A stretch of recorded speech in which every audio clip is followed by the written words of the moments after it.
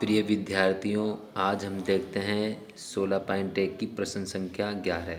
एक दीवार की लंबाई 5 मीटर, चौड़ाई 30 सेंटीमीटर, ऊंचाई 3 मीटर है। ठीक है।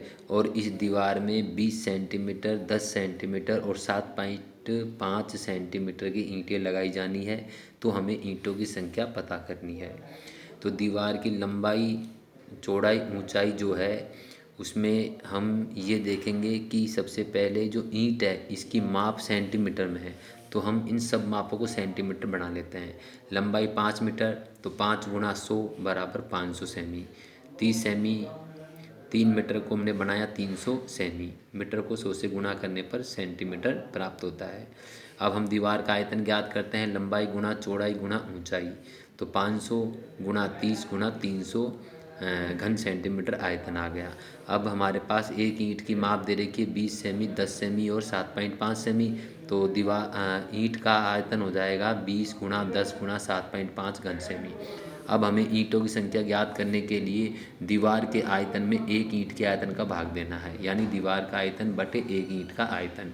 तो 500 गुणा 30 गुणा 300 दीवार का आयतन बटे 20 गुणा 10 गुणा 7.5 एक ईंट का आयतन। और जब हम इसे काटेंगे तो काटने पर हमारा जो आंसर आएगा वो आएगा 3000। हमारा उत्तर आएगा 3000 ईंटें। अब ये 3000 ईंटें जो हमारे पास आ रही है ये हमारे पास इन संख्याओं को काटने पर हमें प्राप्त हुई। ठीक है। तो ये संख्या जो हमने काटी इसका मैं एक रफ कार्य आपको बताता हूँ। देखिए, इसे काटने के लिए हमने यहाँ दशमलव के बाद एक अंक है तो हमने एक जीरो ऊपर लगा दिया तो हमारा दशमलव हट गया। अब यहाँ पे इसे हम काटें तो 25 × 75, ठीक है, और 25 दूना 50, 20, 20 से फिर 20 कट जाएगा और 10 एकम 10, 10 तिया 30 और 3 एकम 3 और बचा हमारा 3000। तो इस प्रकार हमारे पास 3000 ईंटें आएगी।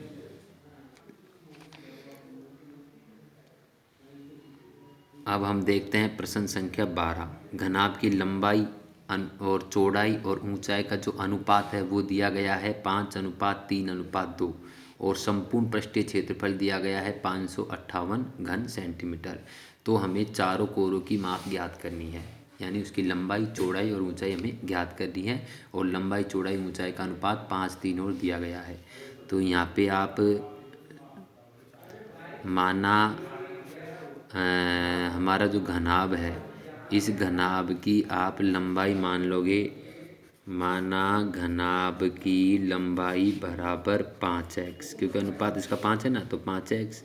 और इसकी चौड़ाई हम मान लेते हैं 3x और ऊंचाई को हम मान लेते हैं बराबर 2x, ठीक है, सेंटीमीटर। तो ये हमने इस घनाभ की लंबाई, चौड़ाई और ऊंचाई मान ली। अब अगर हम इसका संपूर्ण पृष्ठीय क्षेत्रफल ज्ञात करें तो संपूर्ण पृष्ठीय क्षेत्रफल का हमारा जो सूत्र होगा वो होगा 2 ब्रैकेट लंबाई गुणा चौड़ाई प्लस चौड़ाई गुणा ऊंचाई, चौड़ाई गुणा ऊंचाई प्लस ऊंचाई गुणा लंबाई, ऊंचाई गुणा लंबाई। तो यहाँ पे संपूर्ण पृष्ठीय क्षेत्रफल जो हमारे पास प्रश्न में दे रखा है वो दे रखा है कितना, 558, ठीक है। तो 558 बराबर 2 ब्रैकेट लंबाई हमारी क्या ली हमने 5x गुणा चौड़ाई हमने ली 3x प्लस चौड़ाई 3x और ऊंचाई है 2x गुणा 2x प्लस ऊंचाई है 2x गुणा और लंबाई है हमारी 5x। तो जब इसे हल किया तो हमारा आया 558 बराबर 2 ब्रैकेट 5 × 15 x स्क्वायर प्लस 3 दूनी 6 x स्क्वायर प्लस 5 दूनी 10 x स्क्वायर, ठीक है। अब इसे जब हम हल करें तो 558 बराबर 15, 6 और 10 को हमें जोड़ना है। तो 15 6 21, 21 और 10 31, 2 गुणा 31x स्क्वायर। तो यहाँ पे अगर हम गुणा करें तो ये हो जाएगा हमारा 558 बराबर 2 एकम 2 और 3 दूनी 6, 62x² और x² बराबर हमारा आ जाएगा 558/62। इसे हम काटें तो 2 के पहाड़े से हम काट सकते हैं।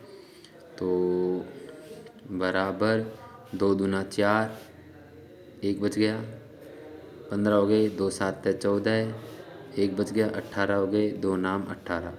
फिर हम 2 से काटे तो 2 तिया 6 और 2 एकम 2। फिर अगर हम काटें तो ये 3 से कट जाएंगे, 3 बार कट जाएगा 31 के फायदे से।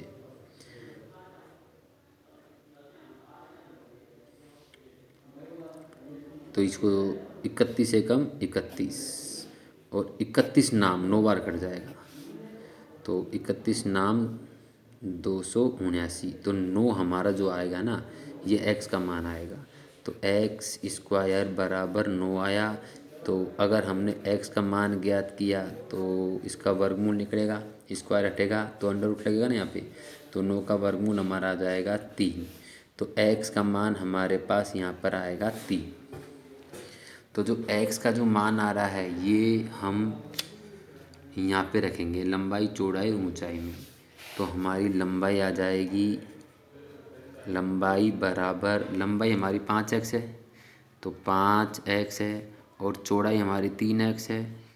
ठीक है, चौड़ाई है हमारी 3x और ऊंचाई है हमारी 2x।